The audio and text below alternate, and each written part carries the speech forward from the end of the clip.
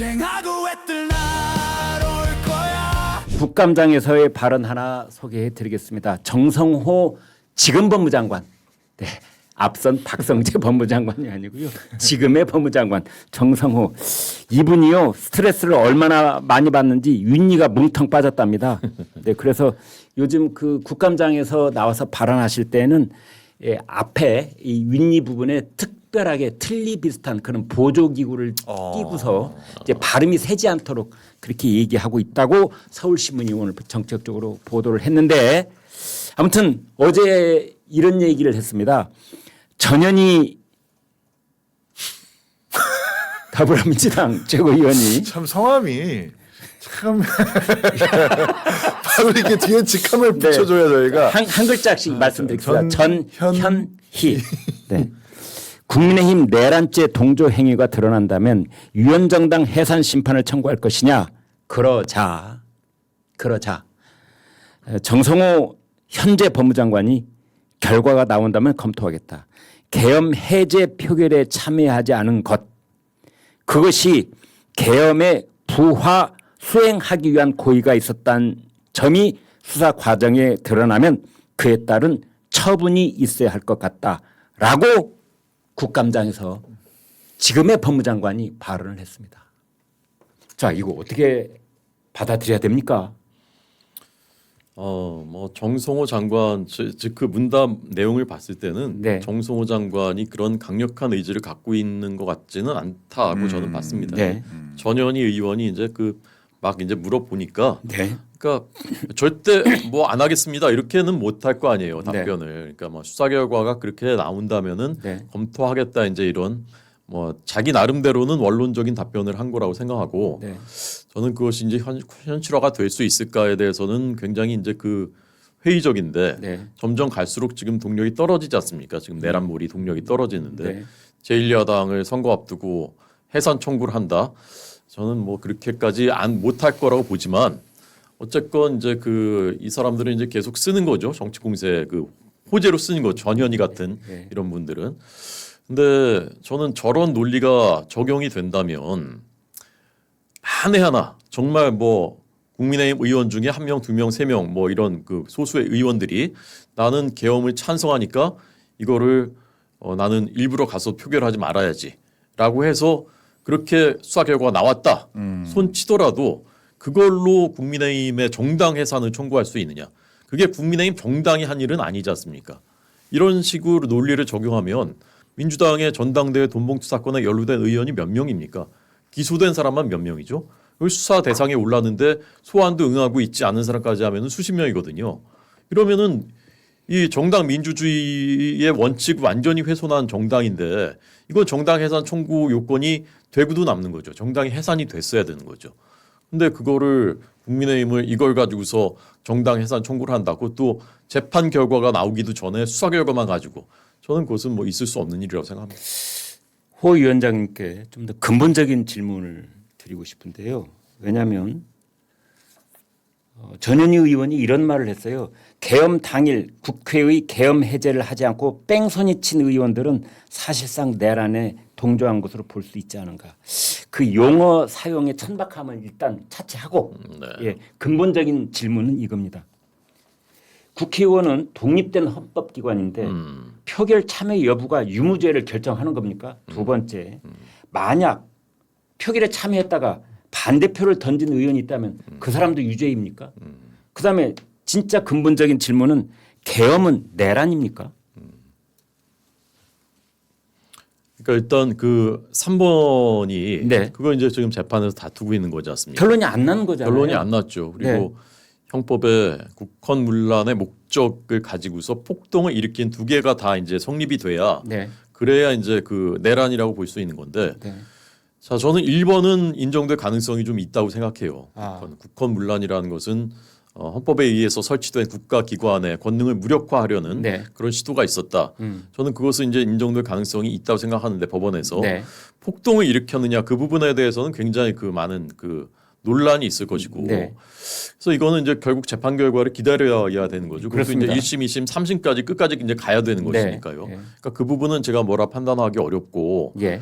국회의원이 거기에 찬성했느냐 안 했느냐 네. 이거를 그 선악과 그 옳으냐 그르냐의 기준을 여기다 들이대 가지고 그러니까 위법이냐 아니냐 그걸 지금 따지고 있는 거죠. 네네 이거를 다 이제 수사하고 재판에 넘기겠다라고 한다면 네. 앞으로 이제 모든 그 국회에서 이루어지는 모든 표결들에 대해서 네. 다 똑같이 할 수 있는 거죠. 아, 그러네요. 너 우리가 이렇게 그 노란봉투법 그 정의로운 법을 네. 우리가 그 발의를 했는데 네. 너는 왜 그때 안 왔어? 너는 왜 거기 반대했어? 네. 이렇게 할 수 있는 거 아닙니까? 네. 이거 다 수사하고 그 재판 받아야지. 네. 그렇게 할 수 있는 거 아닙니까? 그러니까 이게 다 이제 오만과 독선의 결과예요. 우리가 하는 것은 무조건 옳다. 그러니까 판사가 어떤 영장은 발부하고 어떤 건 기각하더라도 우리가 보기에 정의로운 건데 그거를 기각했으면은 저놈은 나쁜 놈이고 이제 불의인 거고 반대의 경우에는 이제 정의인 거고 그 똑같은 거죠. 이게 좌파들의 아주 전형적인 그 DNA죠 이게. 이 국회의원들의 표결이라고 하는 것은 네. 찬성도 있고 반대도 있지만 기권도 있는 아, 그렇네요. 그럼요. 네. 네. 그 기권이라는 것도 분명히 국회의원들이 행사하는 어떤 표결의 유형입니다. 네. 그리고 이거 정말 계엄과 내란 아직 뭐 재판 중이지만 진짜 추경호 원내대표와 국민의힘 의원들이 의도적으로 계엄이 막 부흥될 수 있도록 일부러 참여를 안 하고 예. 하지 말자라는 직접적인 지시 예. 내지는 그런 정황들이 구체적으로 나타난다면 또 모를까. 예.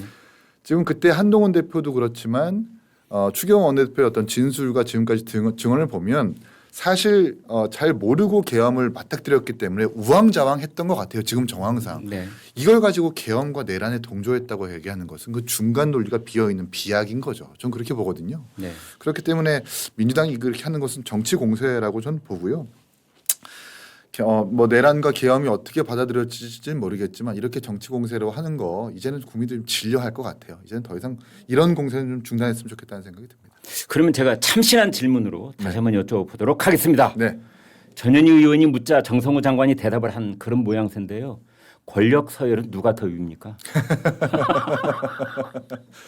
그건 서열로 따질 것이 아니라 각자의 역할. 지난번처럼 제가 차로 설명을 드렸잖아요. 네. 입법부는 조향장치고 예. 사법부는 브레이크고 아. 뭐 이렇게 뭐 행정부는 이렇게 뭐 사이드미러, 백미러처럼 네. 보고 운전하고 제동을 거는 네. 그런 평등한 관계에서의 역할을 하는 것이지 예. 권력 관계를 이렇게 우위로 따지는 건 좀 옳지 않다고 생각하고요. 아니, 권력 서열을 대통령도 따지고 계시는데 우리라고 따지지 말란 법이 있습니까? 아, 그러니까요. 정성호하고 전현희하고 누가 위냐고요? 대통령은 권력의 우위론이 선출된 권력이 있다고 하지만 네. 김현지 씨는 지금 국회 출석에도 나오지도 않잖아요. 아, 또 실내 그렇네. 출석에도 안 나오잖아요. 그거 따져보니까 또 본인의 그렇네요. 모습부터 해결하는 것이 예. 본인의 주장을 힘을 실게 하는 전 방법이라고 생각을 하고 예. 전 정성호 장관이 지금 매우 스트레스를 받고 있을 거라고 생각을 해요.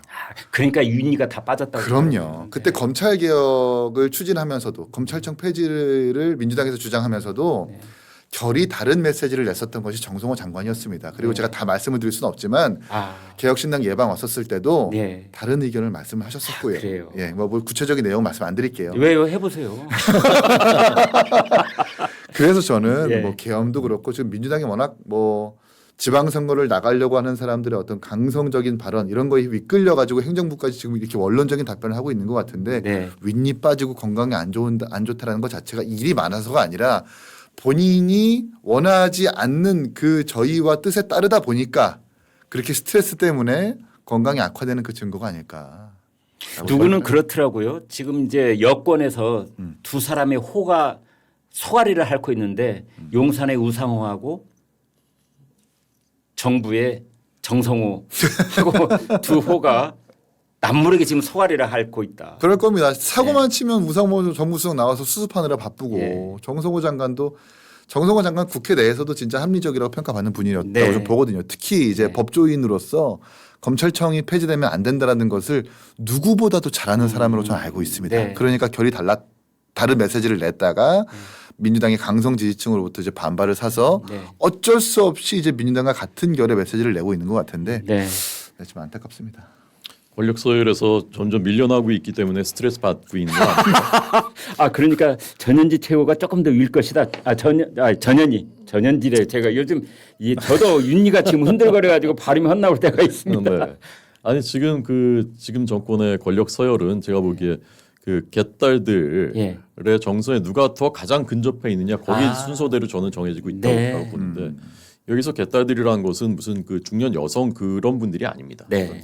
김어준류의 그 망상에 가까운 그 이념에 동조하고 있는 우리 사회 기득권 세력들 네. 조직마다 침투해 있고 이미 기득권을 누리고 있는 이 사람들 저는 예. 그게 이제 개딸들이라고 보는데 네.